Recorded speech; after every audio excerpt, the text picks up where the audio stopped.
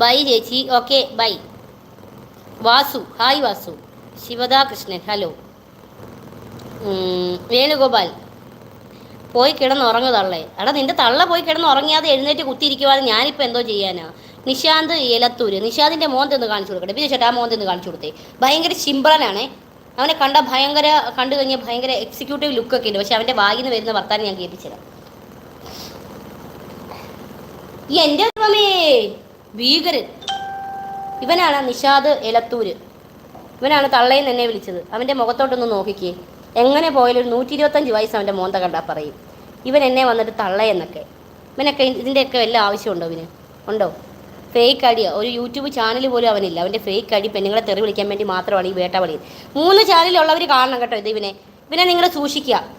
ഇവൻ ഏത് നാട്ടുകാരാണ് ആരാണെന്ന് എനിക്കറിയത്തില്ല. ഇവനെ നിങ്ങൾ സൂക്ഷിച്ചോ.